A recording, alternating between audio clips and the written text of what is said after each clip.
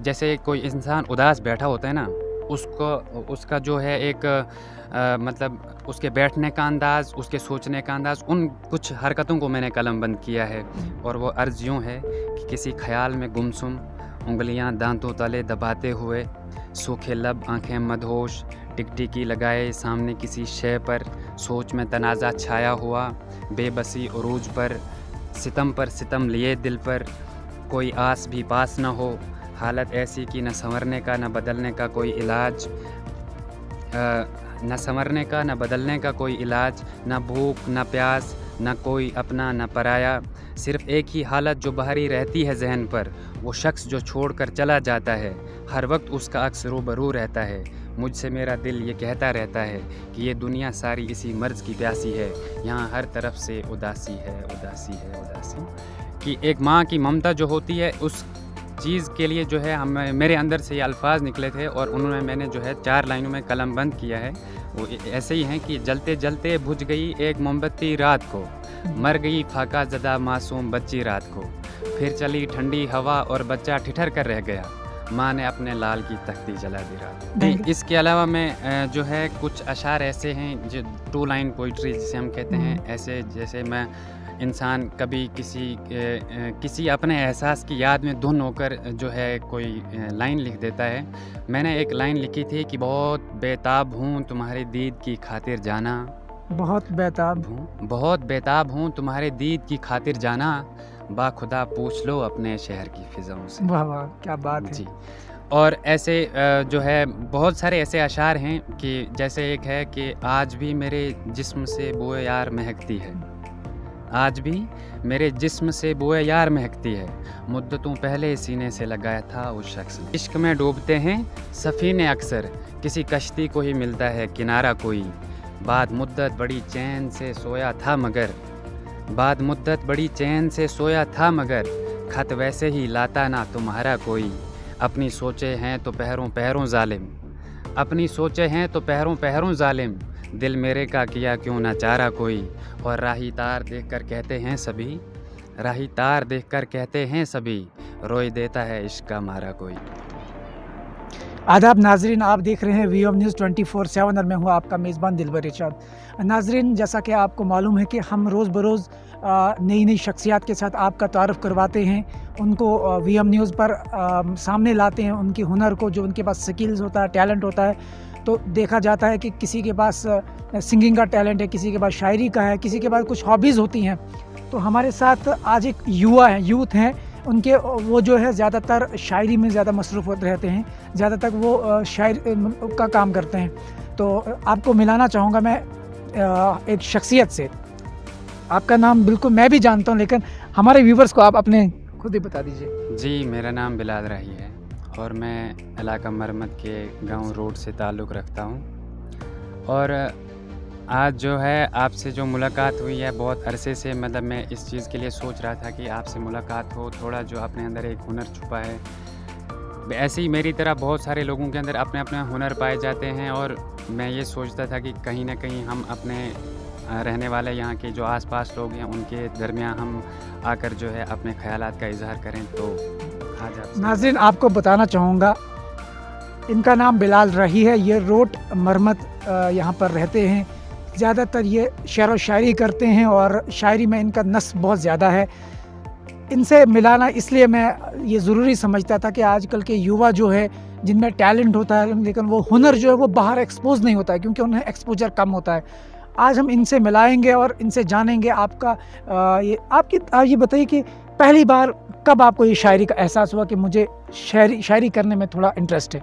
जी, आपका ये जो सवाल है, इसके जो मेरा जवाब है वो यूँ है कि सबसे पहले जब मैं 9th स्टैंडर्ड में पढ़ता था, मैं खिलानी हैप्पी होम हाई स्कूल में पढ़ता था, तो वहाँ मेरे एक उस्ताद हुआ करते थे, कश्मीर सिंह घायल सर। वो जो है शायरी करते थे और उन्होंने मुझे इस शायरी की राह पे गामज़न किया। सबसे पहली जो बात, मतलब आप शायरी का जो गुरु है, आपकी शायरी का, वो उनको शायरी के गुरु हैं। मैं वो जो है कश्मीर सिंह घायल सर को मानता हूँ, क्योंकि उन्होंने सबसे पहले मुझे जो है इस चीज़ के लिए राग़िब किया था। और 9th स्टैंडर्ड से मुझे इस चीज़ का शौक़ पड़ गया था और धीरे धीरे करके जो है आज इंशाल्लाह। मतलब ये तो आपने बता दिया कि आपको दिलचस्पी कैसे हुई, लेकिन कुछ ऐसा वाक़ात होते हैं जिससे इंसान जो है शायरी की तरफ राग़िब होता है। तो क्या आपके साथ भी ऐसा कोई वाक़या है मतलब जो जुड़ा है इसके साथ हकीकत में? आमतौर पर जब हम देखते हैं कि आमतौर पर शायरों के बारे में ये कहा जाता है कि इश्क के मारे हैं या कुछ है, या इंसान को मतलब हर कोई इंसान अपने एंगल से सोचता है, लेकिन जहाँ तक मैं सोचता हूँ कि जब इंसान को किसी चीज़ की कमी महसूस होती है और वो कमी जो है आपको कुछ भी लिखने या कुछ भी कलम बंद करने पे आमादा कर देती है। तो नाज़रीन आपको बताते चलूँ, मैं कुछ शायर हकीकी तौर पर जो आसपास में होता है उसको शेरों के नज़रिए में बयान करते हैं, कुछ उसे तलबंदी करवाते हैं। तो बिलाल राही से हम आज बात कर रहे हैं। आप हमारे व्यूवर्स के लिए अपने कलाम के कुछ सुना के जाइए ताकि हमारे व्यूवर जाने, यूथ जो दिख रहा है आपको वो भी इस तरह की तरह राग़िब हो, इस तरह की उनकी दिलचस्पी पैदा हो। जी, मैं सब व्यूवर्स के लिए कुछ लाइनें बताना चाहता हूँ कि जलते जलते बुझ गई एक मोमबत्ती रात को, जलते जलते बुझ गई एक मोमबत्ती रात को, मर गई फाका ज़दा मासूम बच्ची रात को। जी, मैं आप सब व्यूवर्स के लिए ये बात कहना चाहता हूँ कि एक माँ की ममता जो होती है उस चीज़ के लिए जो है मेरे अंदर से ये अल्फाज निकले थे और उन्होंने मैंने जो है 4 लाइनों में कलम बंद किया है। वो ऐसे ही हैं कि जलते जलते बुझ गई एक मोमबत्ती रात को, मर गई फाका ज़दा मासूम बच्ची रात को, फिर चली ठंडी हवा और बच्चा ठिठर कर रह गया, माँ ने अपने लाल की तख्ती जला दी रात को। मतलब इसका अनवान है माँ की ममता, माँ की ममता पे। तो नाज़रीन, माँ की ममता पे बिलाल राही साहब ने कुछ अशार बोले, इसके अलावा भी आप कुछ सुनाना चाहेंगे? इसके अलावा मैं जो है कुछ अशार ऐसे हैं जो 2 लाइन पोइट्री जिसे हम कहते हैं, ऐसे जैसे मैं इंसान कभी किसी अपने एहसास की याद में धुन होकर जो है कोई लाइन लिख देता है। मैंने एक लाइन लिखी थी कि बहुत बेताब हूँ तुम्हारे दीद की खातिर जाना, बहुत बेताब हूँ तुम्हारे दीद की खातिर जाना, बाखुदा पूछ लो अपने शहर की फिजाओं से। वाह वाह, क्या बात है जी। और ऐसे जो है बहुत सारे ऐसे अशार हैं कि जैसे एक है कि आज भी मेरे जिस्म से बोए यार महकती है, आज भी मेरे जिस्म से बोए यार महकती है, मुद्दतों पहले सीने से लगाया था उस शख्स ने। जी। और भी है आप व्यूवर्स के लिए, ये मैंने लिखी है कि जैसे कोई इंसान उदास बैठा होता है ना, उसका जो है एक मतलब उसके बैठने का अंदाज़, उसके सोचने का अंदाज़, उन कुछ हरकतों को मैंने कलम बंद किया है।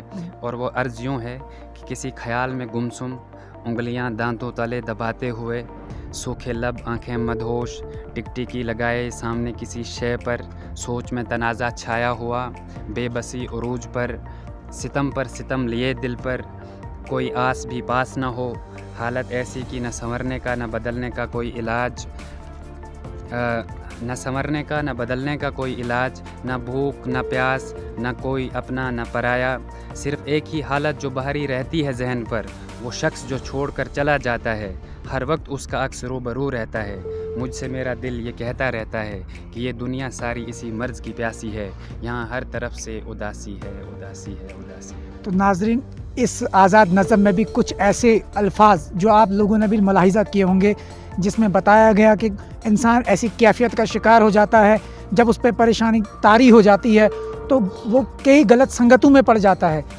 इसी के लिए एक आज़ाद नज़म में एक मज़मून, ना कोई अपना रहता है ना कोई पराया रहता है, तो एक यूथ के लिए ये नज़म भी एक मैसेज है। इसके अलावा भी हम जानना चाहेंगे, कोशिश करना चाहेंगे इनसे और जानने की। ये इन्होंने कहा दिलचस्पी, बचपन से ही इन्हें ये दिलचस्पी थी और कुछ वाक़ात भी होते हैं जो इंसान की ज़िंदगी से अटैच होते हैं, जो इंसान को शायर भी बना देते हैं। तो हमारे व्यूवर्स के लिए, आजकल के यूथ के लिए कोई मैसेज देना चाहेंगे? मैं सबसे पहले आपका बहुत बहुत शुक्रिया अदा करता हूं कि आपने ये एक नेक्स्ट स्टेप उठाया, बहुत अच्छा स्टेप उठाया। मेरी तरह जो है बहुत सारे ऐसे यूथ इस इलाका मरमत में, बहुत सारे टैलेंटेड बच्चे यहाँ पे हैं और मैं आप जैसे लोगों का मतलब आप जैसे लोगों को ये इस चीज़ की ना मतलब एक तलकीन करता हूँ कि आप ऐसे लोगों को तलाश कीजिए, उन्हें ढूंढिए और उन्हें बताइए और लोगों को दिखाइए कि यहाँ किस तरह के लोग बसते हैं, किस तरह के लोग रहते हैं, उनके अंदर क्या क्या छुपा है, ताकि वो इसलिए कि जो यूथ है, मैं जो कि पहले ही मैं आपसे बात कर रहा था, मैंने आपको एक बात बताई कि हर इंसान के अंदर जो टैलेंट छुपा होता है, उसी टैलेंट की वजह से इंसान परेशान रहता है कि मेरे पास ये सलाहियत है, ये इस्तेमाल क्यों नहीं हो रही, उसे वो एक्सपोजर नहीं मिलता है। और मैं जो है पूरे इन व्यूवर्स को ये दावत देता हूँ कि आप ऐसे लोगों के साथ अपना ताल्लुक़ रखिए कि जो आपके टैलेंट्स को लोगों तक पहुँचाएँ और अपने अंदर के छुपे इस हुनर को आप इससे नाज़रीन, तो इसी बात को मैं थोड़ा बढ़ाना चाहूँगा। मैं ये कहना चाहूँगा, जैसे बिलाल साहब ने भी बात की, मरमत के लोग, हमारा वीएम पे आप सबका स्वागत है, हम आपको वेलकम करते हैं। जिसके पास जैसा हुनर है, हम मिशन जो है स्टार्ट कर रहे हैं, ये टैलेंट वाला मिशन है। तो मिशन टैलेंट के लिए आप अपना जो टैलेंट एक्सपोजर जो है हम आपको दे रहे हैं, इस प्लेटफॉर्म प्रोवाइड कर रहा है वीएम न्यूज़ 24/7 आपके लिए। जो भी जिसके पास भी जैसा भी टैलेंट है, वीएम न्यूज़ 24/7 आपको प्लेटफॉर्म प्रोवाइड करेगा ना। आप छुपाओगे उससे उतना परेशान रहते जाओगे। एक शेर में आप एक सामी जो भी इसको सुनेगा और सुनने वालों के लिए मैं ये एक शेर डेडिकेट कर रहा हूँ, और ख़ास करके जो हमारे अंदर छुपा है उसके लिए डेडिकेट कर रहा हूँ कि बिजलियाँ थी हर सू कहीं सवेरा तो नहीं था, बिजलियाँ थी हर सू कहीं सवेरा तो नहीं था, मैं गिर पड़ा हालांकि अंधेरा तो नहीं था, मैं गिर पड़ा हालांकि अंधेरा तो नहीं था, कि बिजलियाँ थी हर सू कहीं सवेरा तो नहीं था, मैं गिर पड़ा हालांकि अंधेरा तो नहीं था, जख्मी हो के एक आराम सा हुआ महसूस, मेरे सरहाने कहीं हाथ तेरा तो नहीं था। वाह वाह, क्या बात है। ऐसी ऐसी दिलकश शायरियाँ जो दिल को छू जाती हैं, दिल को खुश भी कर जाती हैं। कुछ तो हालात और वाक़ात को बयान कर देती हैं, कुछ जो है पूरे मजमून को, पूरे जो अपनी जितने भी जो कुछ फेस करता है बंदा, जो आजकल समाज में होता है, और उसको कुछ चंद लाइनों में, चंद कुछ कतारों में ही जो है समेटा जाता है। तो बिलाल रईस साहब, आपने हमसे बात की, बल्कि मरमत के यूथ के लिए भी आपने मैसेज दिया। जी बिल्कुल, मेरी तरफ से हर यूथ के लिए यही पैगाम है कि वो अपने छुपे इस हुनर को जिस भी तरीके से उसे बाहर निकालना चाहें उसे निकालें और लोगों को दिखाएं, ताकि हम इससे जो है इस्तिफादा हासिल कर सकें। बाकी आपका बहुत बहुत शुक्रिया। तो नाज़रीन, मैं बताना चाहूँगा, आप हमारा YouTube channel VM news 24/7 subscribe करें, बेल आइकन को प्रेस करें, ताकि मज़ीद इसी तरह की अपडेट्स आपको हासिल हो। नाज़रीन, इसी तरह मज़ीद अपडेट्स के लिए हमारा यूट्यूब चैनल ज़रूर सब्सक्राइब करें।